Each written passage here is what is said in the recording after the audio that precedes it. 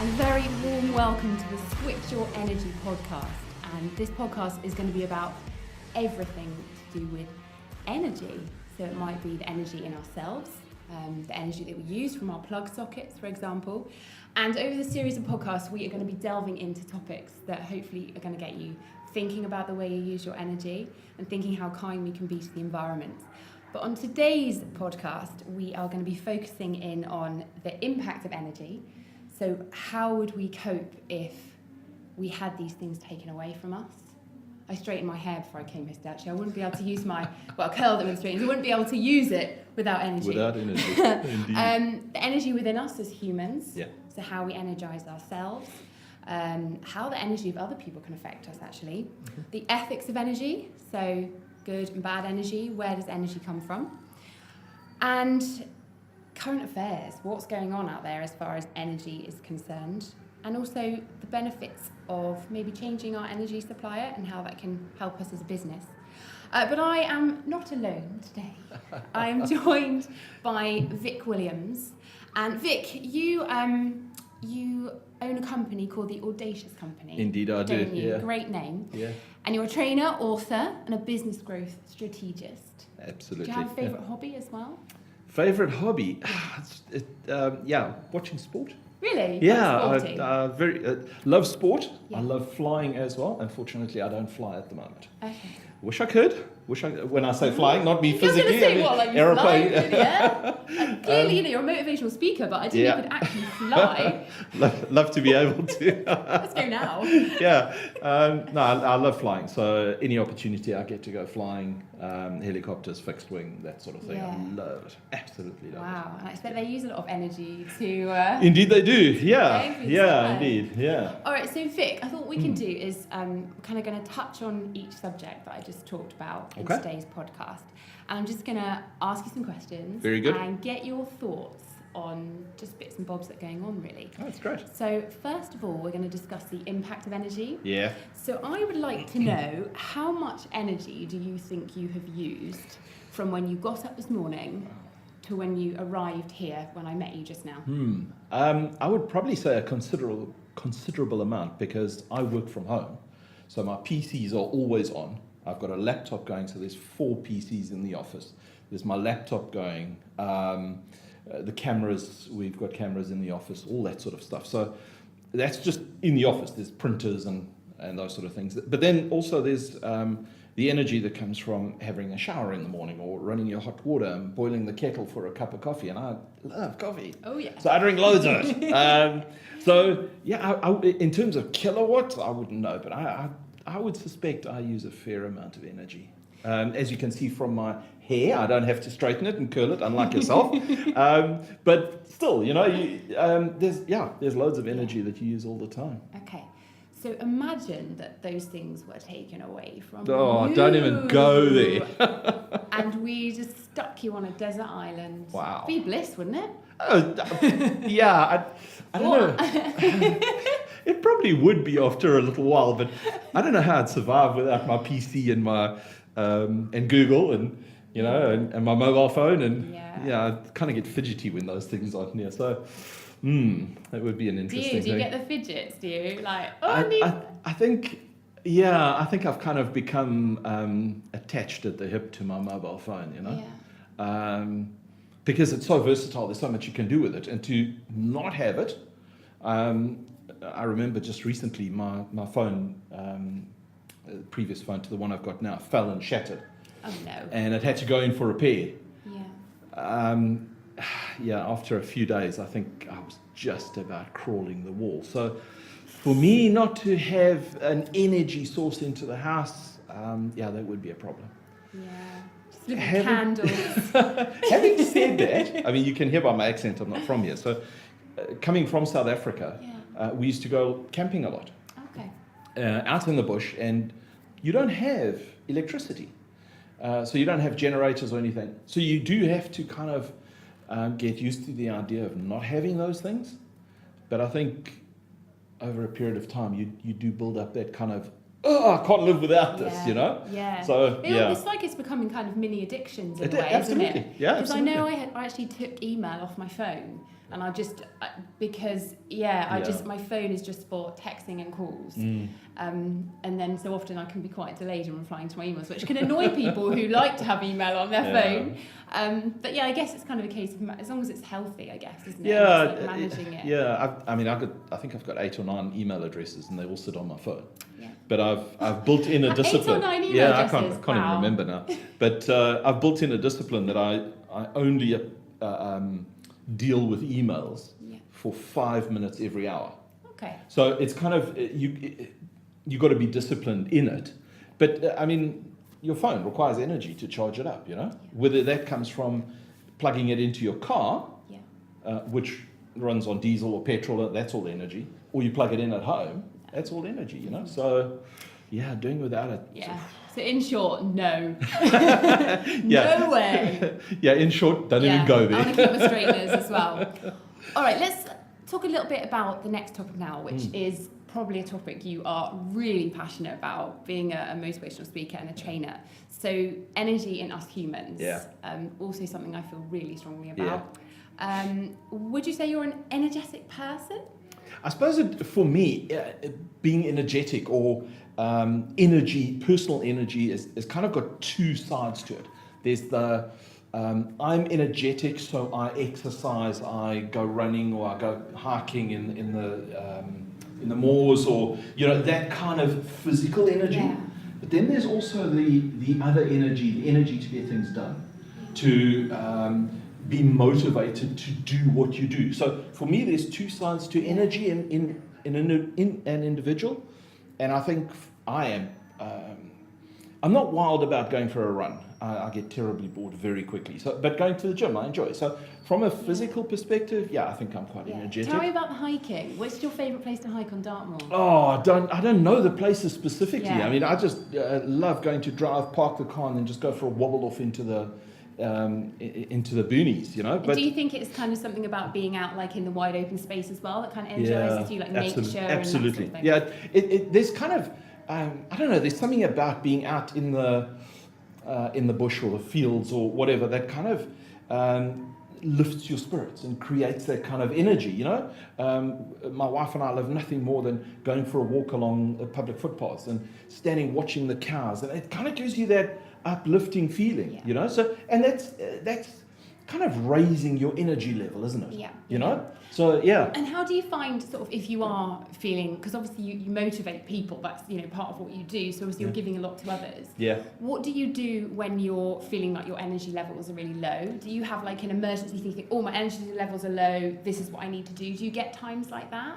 I think what happens with most of us is we become energy low, if you think of it like that, because of the way we're thinking.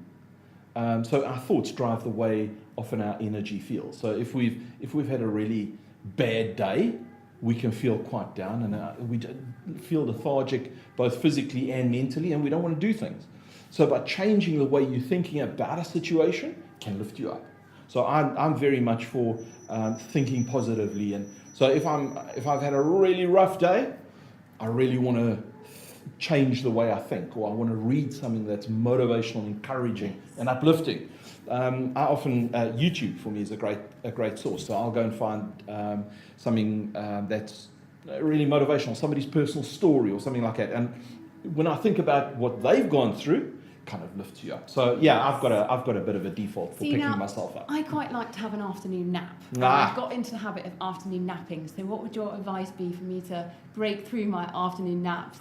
To be honest with you, love it. To be honest with you, stick with an afternoon nap. Yeah. It's brilliant. We used to do it quite often on a Sunday afternoon. We'd go and have a crash. It doesn't seem to happen that often anymore. But there is something about that regeneration process that when you go and have a nap, your body revitalizes itself because you're not consciously thinking about things. You're not physically doing something. You're just resting. And often just rest can lift up that energy level. Yeah. So if I'm driving a long way, I love driving, so I'll get in a car and I can drive 6, 7, 8 hours just to relax. But you get tired. So pull off the road, park in a lay-by or something like that, and sleep for 10 minutes. That rest raises your energy level. So don't give up. Yeah. Don't give up your afternoon naps. Typically, afternoon naps are for older people, my generation. All right, okay. But Fine.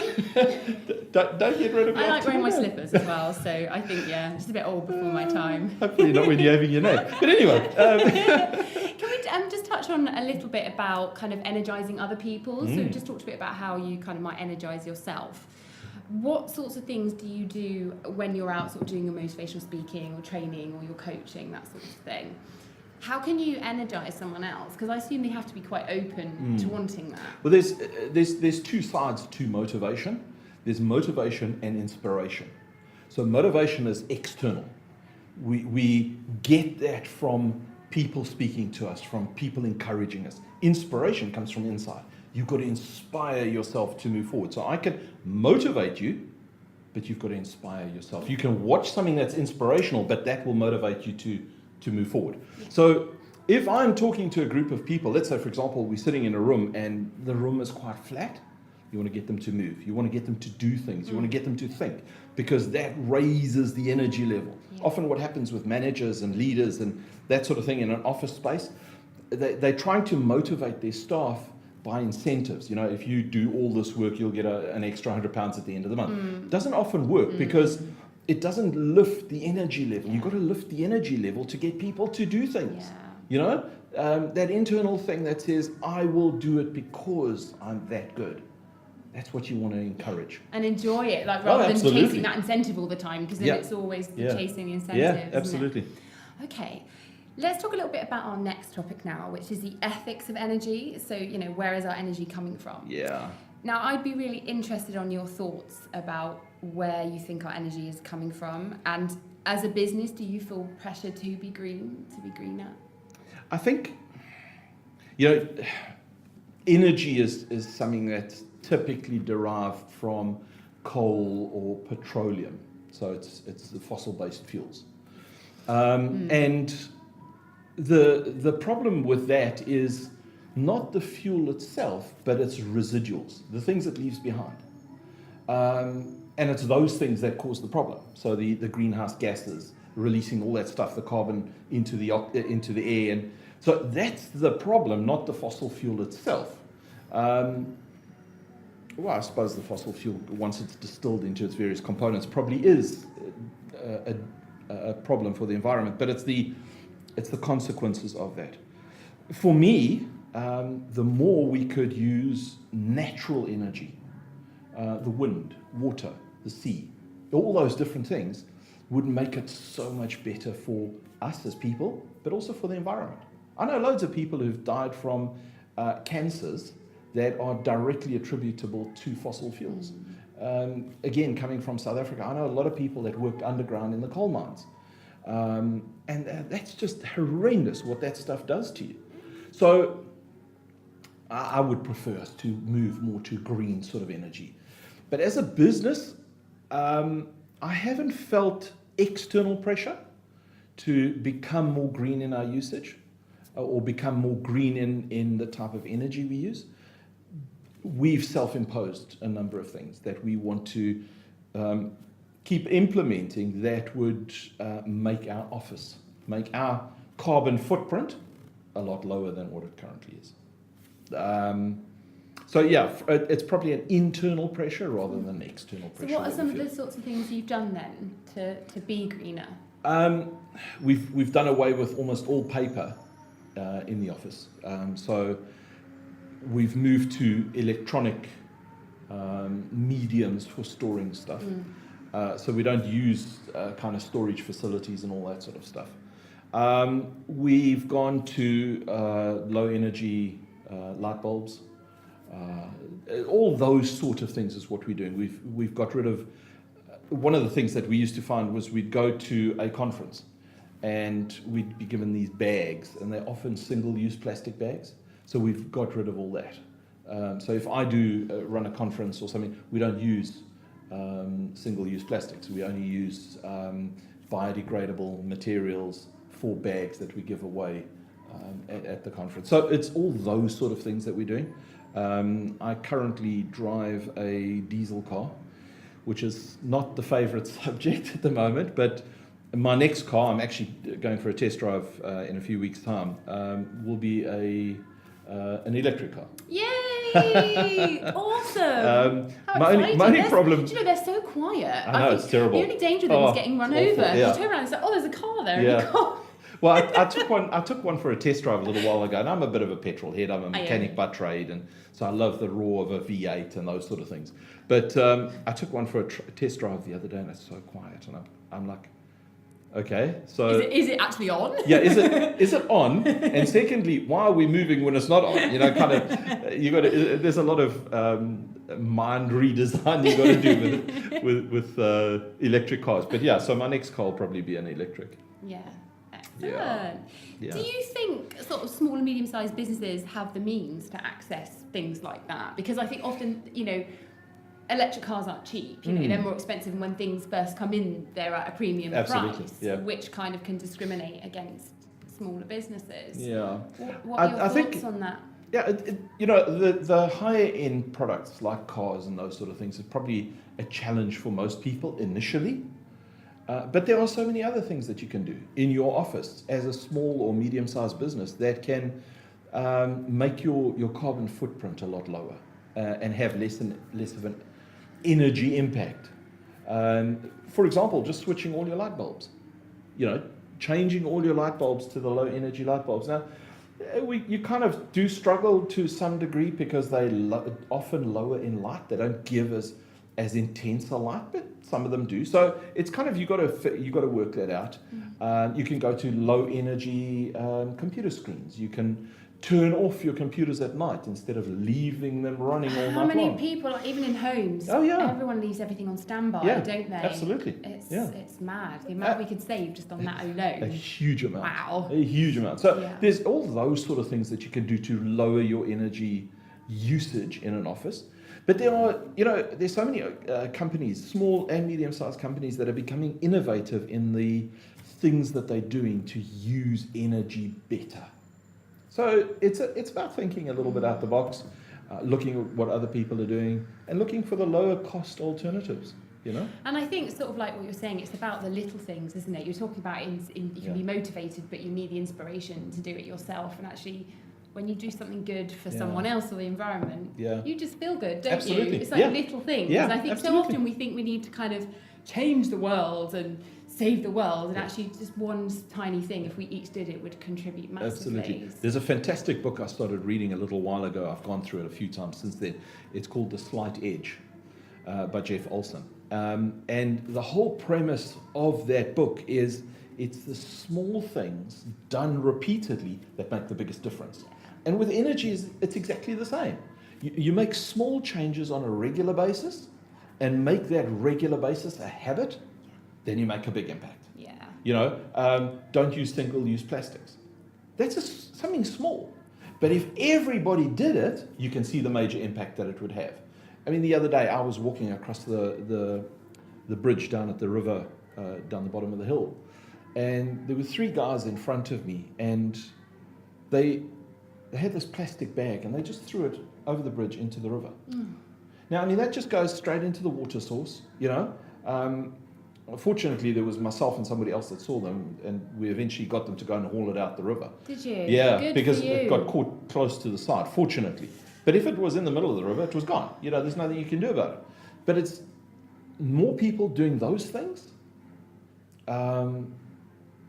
that can prevent the problems that we now have.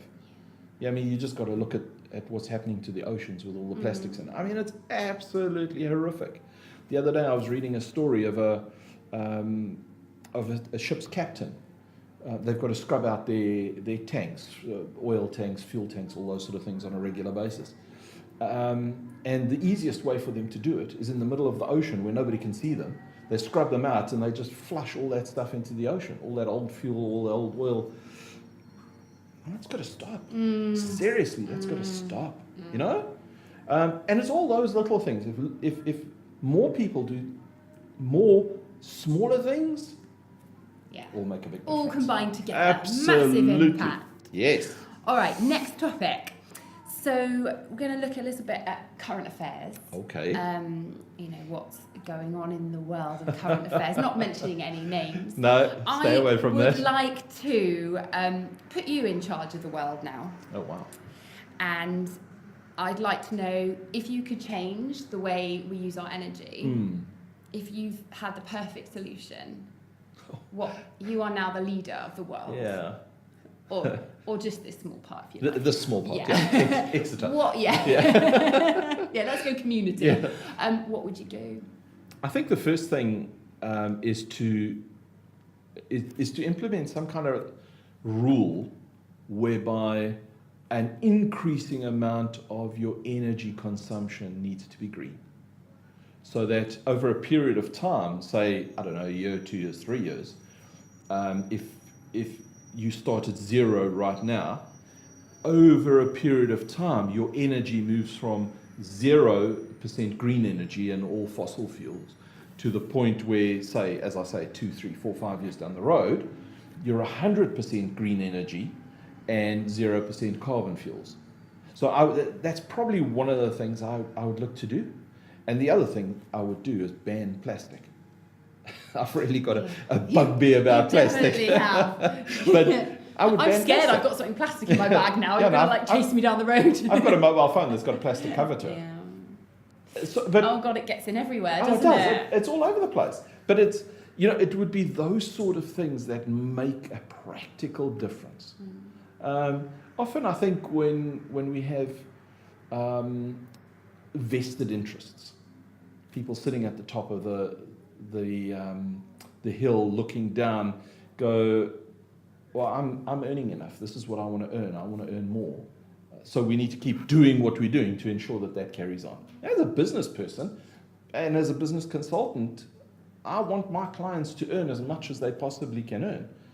But I don't know, we've got to change our ethics in a lot of ways, And don't get me wrong, I'm not a tree hugger I love trees, I love animals, all that sort of stuff, but we just got to be more wise in the way we use things. Mm-hmm. And I think that would be, if I was sitting on top of the pile, that's probably what I would focus on, is the way in which we use things, the way in which we use fossil fuels. Let's make no mistake about it. There are years before we'll do away with fossil fuels. It's years away. But we can use it wiser. Yeah. There are mechanisms out there that can help us clean up those dirty fuels. Yeah. And the consequence of those.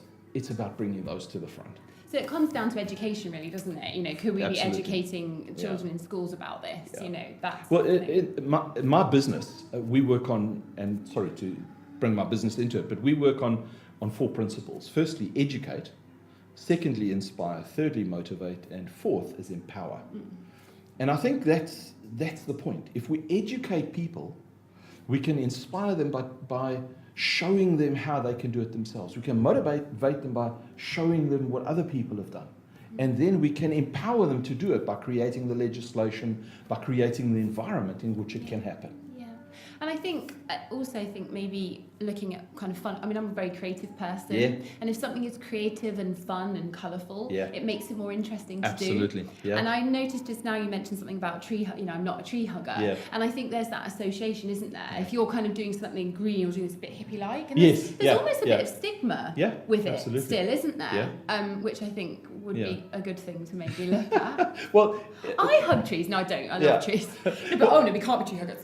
Well, here's the thing. Do you know what I mean? Yeah, absolutely. With my kind of generation, I'm on the wrong side of 50. And my generation, we come from that age where it was all fossil fuels. It was all those things, big cars, big energies, use lots of petrol, lots of diesel, all that sort of stuff. We come from that environment. And anybody that was against that environment was either a tree hugger or they were a hippie. Peace, man. Yeah. I still stand for peace. Yeah, let's do it. Stoned out of your head and, wearing little round glasses that change colour. But that's kind of the perception we had of those kind of people. But that has become more mainstream now, where people are starting to think more about the environment. So I would say that firstly, if you have a small business, you want to cut costs. One of the things you can obviously do to cut costs is change your energy supplier. But when you change your energy supplier, think about their sources. Where do they get it from? Where do they get the energy from? And how can you balance that out with more of a green perspective, taking the environment into consideration? But added to that, what are the things you can physically do in your environment to lower your costs? And you don't have to be a hippie, walk around with your fingers splayed. I think we could do a whole podcast on hippie. I'd be up for that, definitely. Yeah, I'll bring out all my 1970s photographs with my hair hanging down my back and the definitely. Hawaiian shirt. We can use that picture in front of the podcast. No. Scare away the children, we would. Listen, lastly, I would like to know a bit about your experience of changing energy providers, because I think some people could find that a bit of a chore. Yep. Oh my God, it kind of sounds boring. I've got to change my energy provider. It's going to take effort. I've got to go on the computer. I know that's how I can feel. If it's not shiny and colourful, I don't want to do it. Yeah. So what's your experience of that? Firstly, changing energy suppliers for me, having only come to the UK 7 years ago. In South Africa, you've got one energy supplier, and that's it. You don't get the option to change energy suppliers. So it's it was quite a unique thing for me to come and go, oh, I can choose who I want to do business with. Wow, look at that. There's a novel thought. So that was quite an innovative concept.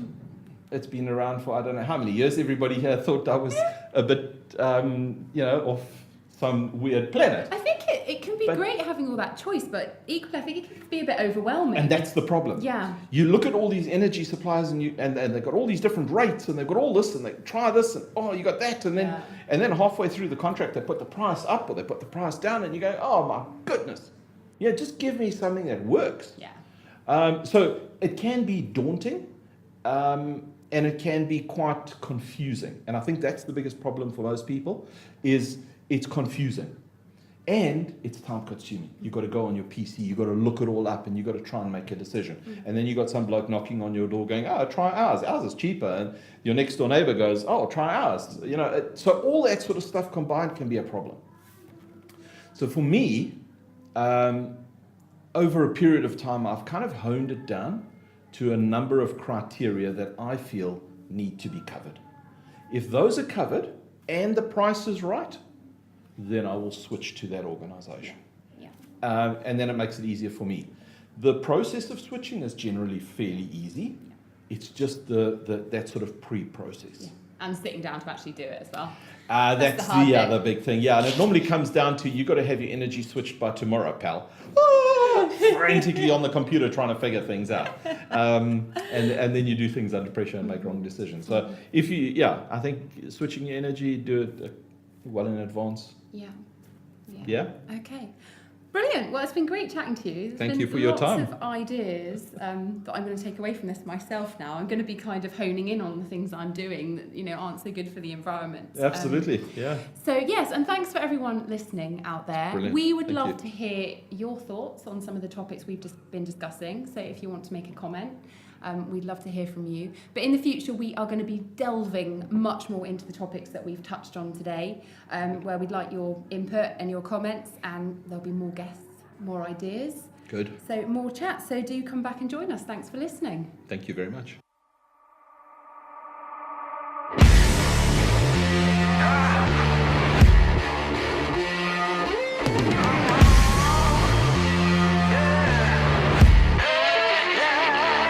Switching made simple with Switch Your Energy, the simplest way to cut energy bills and fix in the lowest rates on the market.